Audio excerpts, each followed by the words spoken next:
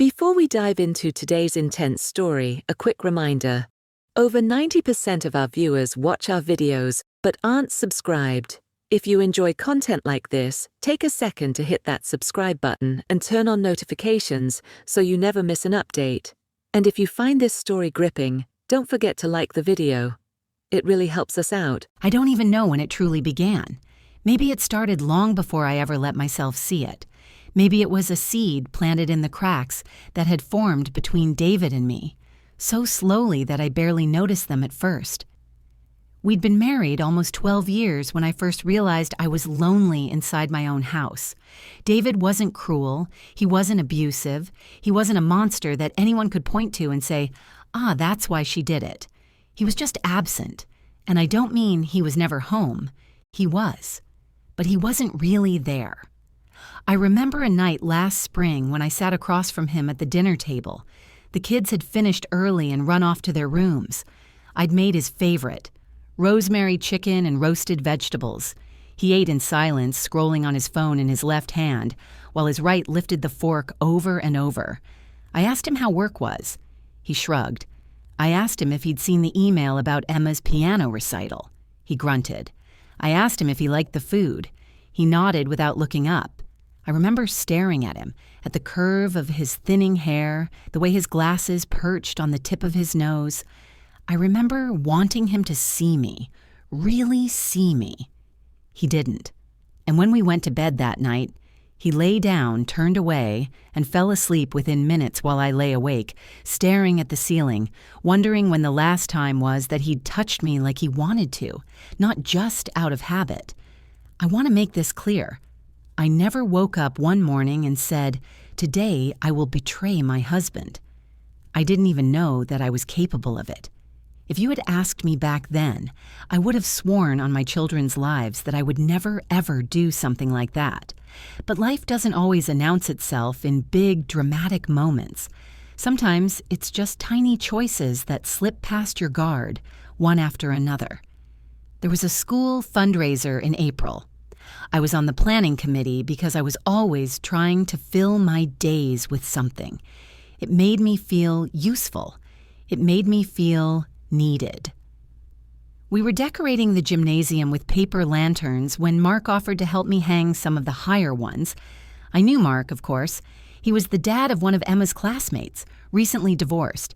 He was always friendly, always quick with a joke, the sort of man people liked to have around because he made work feel lighter.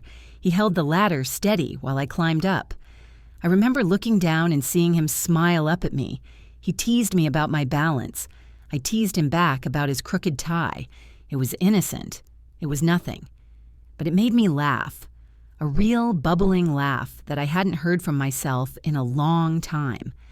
Afterward, he offered to buy me a coffee as thanks for staying late to finish the lanterns. I said yes because it felt rude to say no. We sat in his car outside the coffee shop with paper cups warming our hands. We talked about our kids first, then about the fundraiser, then about our lives. He asked me about my marriage, not directly, but gently. He asked if I was happy. I lied. I said yes, but then he asked again, softer, and I heard my own voice crack when I said, "Sometimes I don't know." That conversation didn't lead anywhere. I went home. I kissed my kids goodnight. I crawled into bed beside David and felt his warmth, but not his closeness. And I told myself it was nothing. But after that, I noticed Mark more. At school pickup, he'd wave from across the parking lot. Sometimes he'd walk over and chat while we waited for the kids to come out. He made me laugh, and he listened, really listened. He looked me in the eyes when I talked. He remembered things I said. David barely remembered to put his coffee mug in the dishwasher. One afternoon, Mark asked if I wanted to get lunch while the kids were at school. I hesitated. It felt like a line I shouldn't cross, but it was just lunch, right? Just two parents grabbing a meal. So I said yes. We sat in a quiet corner of a small cafe. He asked me about my dreams, the ones I'd had when I was younger. I hadn't thought about them in years. I used to want to travel, to write, to do something bigger than PTA meetings and grocery lists. He asked why I'd stopped. I didn't have an answer that made sense.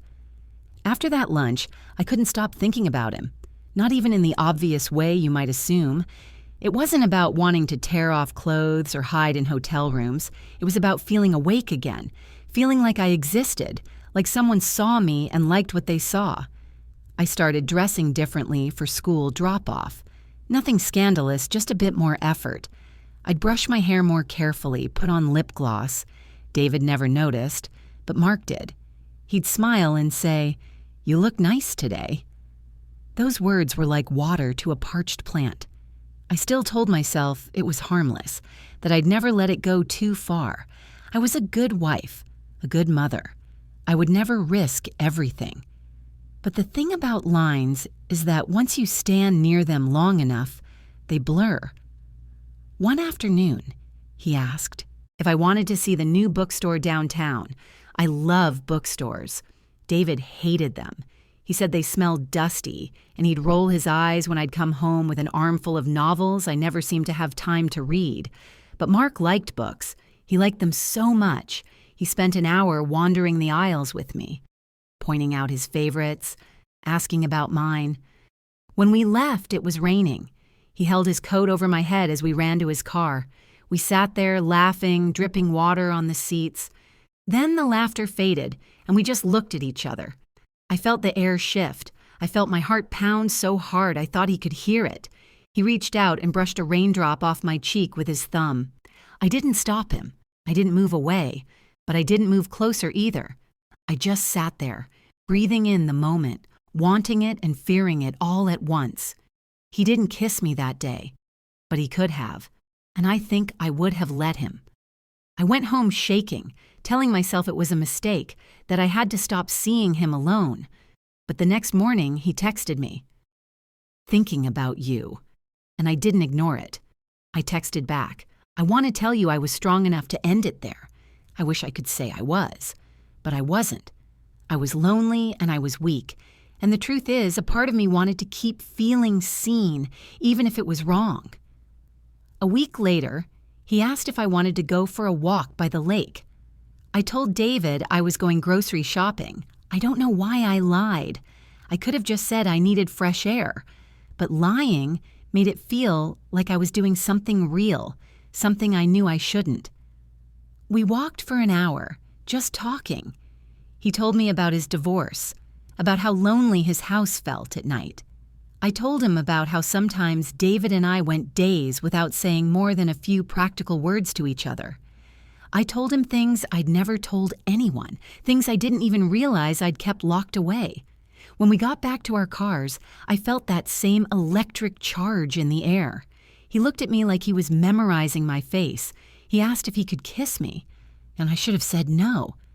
I should have turned away, but I didn't. I let him. It wasn't a movie kiss. There was no swelling music, no fireworks. It was warm and soft and real.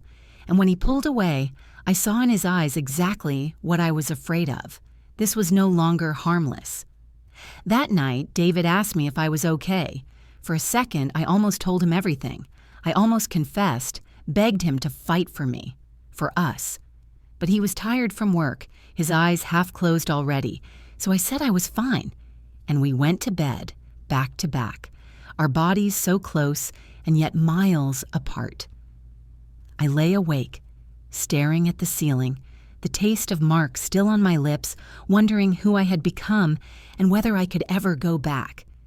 The days after that first kiss felt like standing on a tightrope, balanced between two versions of myself. One part of me was the wife, the mother, the woman who packed lunches and folded laundry and stood beside her husband at family gatherings with a practiced smile. The other part of me was the woman who checked her phone every few minutes for a message from Mark, whose heart raced every time she saw his name light up the screen. I wish I could tell you I pulled back then, that I came to my senses, that I chose my family and closed that door for good. But the truth is, once you taste the feeling of being wanted, truly wanted, it's like discovering you'd been starving without knowing it. Mark didn't push me into anything. He didn't corner me or sweet-talk me into secrets. I walked toward him, step by step, choice by choice. It didn't turn into something dramatic overnight. There were no fancy hotel rooms or wild escapes. It was stolen moments in ordinary places.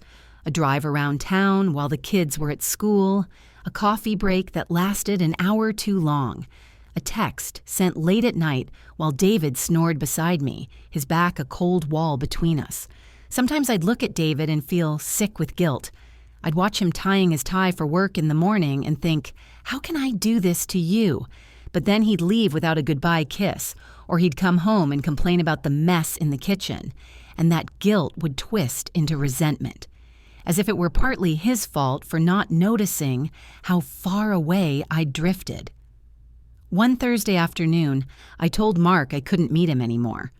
We were sitting in his car at the edge of the park where no one we knew ever seemed to go. I told him we were crossing lines we couldn't uncross. I told him I loved my family. I told him this wasn't who I wanted to be. He didn't argue. He just looked at me with those sad eyes of his and said, "If that's what you need, I'll respect it." He brushed my hair behind my ear and kissed my forehead, and I almost felt like he was saying goodbye forever. I went home that day determined to fix my marriage.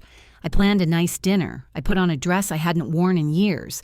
I lit candles, something we hadn't done since before the kids were born. When David came home, he looked surprised, almost uncomfortable. He asked if it was our anniversary. I laughed it off, said I just wanted a nice evening. I poured him a glass of wine and asked him about work. He gave me the same short answers. I told him I missed talking to him.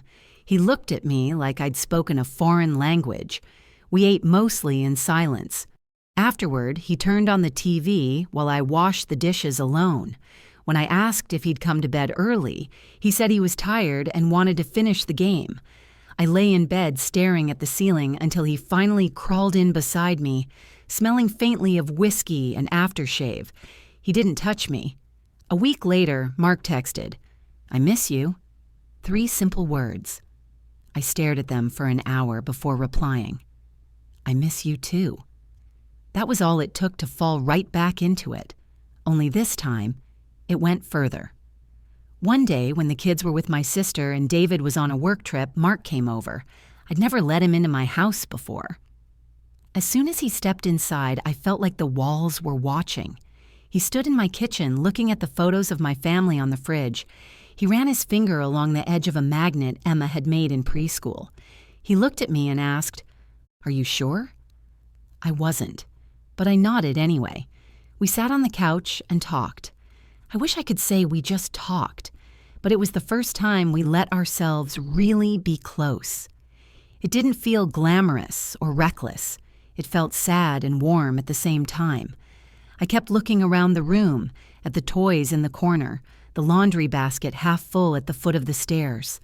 My life was all around us, reminding me what I was risking. But I didn't stop. After that day, there was no pretending we were just friends, no lying to myself that I was lonely and needed company. I knew exactly what I was doing, and yet I kept doing it. I still made dinner for my family every night. I still packed school lunches, went to PTA meetings, smiled at neighbors, kissed David's cheek when he came home. On the surface, I was the same woman I'd always been, but underneath, I felt like someone else entirely, someone living a story with no clear ending. One evening, David found a text on my phone. I'd been careless. It wasn't even explicit, just Mark asking if I wanted to meet at the park again. David read it while I was folding laundry upstairs. He came into the bedroom so quietly, I didn't even hear him at first. When I looked up, the phone was in his hand. His face was pale, his eyes wide and wounded in a way I'd never seen before. He asked me one question, "Are you cheating on me?" In that moment, I could have lied. I could have said no, that Mark was just a friend. But I didn't. I stood there holding a towel that smelled of fabric softener, and I told him yes. Yes, I was. I felt the word leave my mouth, like poison. David sat down on the edge of the bed and put his head in his hands. He didn't yell. He didn't throw anything. He just sat there, breathing like each breath hurt. The silence between us was louder than any argument we'd ever had. He asked how long. I told him months. He asked if I loved Mark. I said I didn't know. He asked if I still loved him. I said I didn't know that either. It was the first honest conversation we'd had in years, and it broke us open like a cracked glass. The next few days were a blur of whispered arguments behind closed doors, tense silences over breakfast, awkward explanations to the kids about why Daddy was sleeping in the guest room. Mark kept texting, but I didn't reply. I didn't know what I wanted anymore. I just knew I was standing in the ruins of something I'd helped destroy.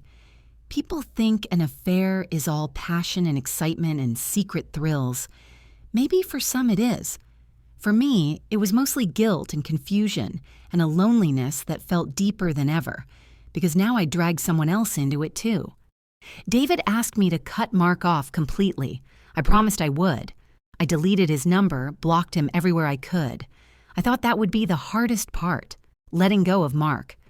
But the truth is, the hardest part was facing myself every day and trying to live with what I'd done. I told David I wanted to fix our marriage. He said he wasn't sure if he could forgive me. I didn't blame him. Some nights he'd come home late and I'd wonder if he was seeing someone too, out of spite or sadness or just to feel something different. I didn't have the right to ask. So we went on, two broken people trying to stitch something back together that maybe had fallen apart long before Mark ever entered the picture. And in the quiet of my empty moments, I kept asking myself if it was all worth it. If feeling seen for a few stolen hours was worth losing the life I'd built. I still don't know the answer. Maybe I never will. It's been months now since everything came out. Sometimes it feels like it happened to someone else. Like I'm remembering a movie I watched a long time ago. But then I catch David, looking at me from across the kitchen, and there's this flicker in his eyes, hurt mixed with something like fear, and I remember that this is my life now. This is our life now. We tried counseling. We sat in a room with a stranger who asked us questions we couldn't answer. Why did I do it? Why didn't he see me drifting away? Why didn't we fight for each other sooner? Some days we'd drive home in silence, both of us staring at the road, too exhausted to talk. Other days we'd hold hands for a moment in the car, trying to pretend that meant something, that it meant we were healing. I don't talk to Mark anymore. I haven't for a long time. He reached out once, weeks after the truth came out. Just one message saying he hoped I was okay. I didn't respond. I don't know if he's moved on. I hope he has. I hope he finds someone who doesn't have to sneak around, someone who isn't split in two by guilt and routine.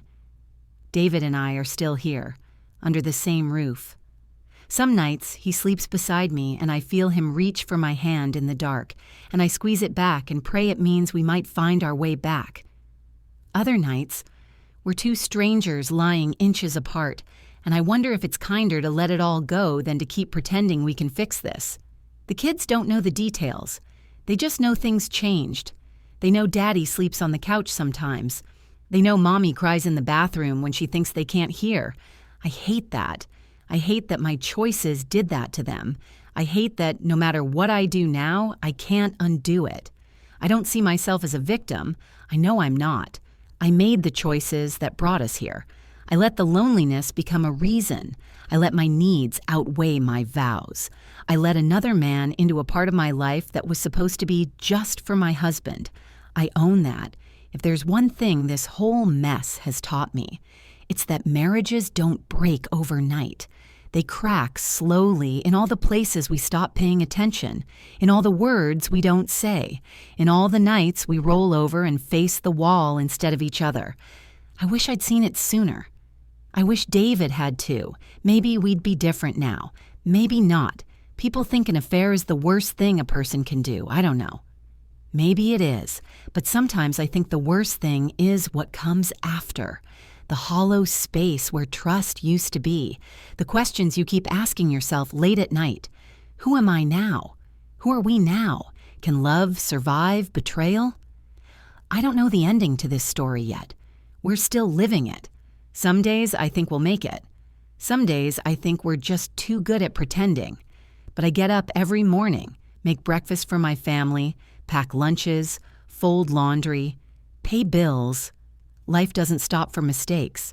And every now and then, David will look at me like maybe he still sees the woman he married, and I'll look back and try to believe she's still in here somewhere, waiting to be forgiven, trying to forgive herself.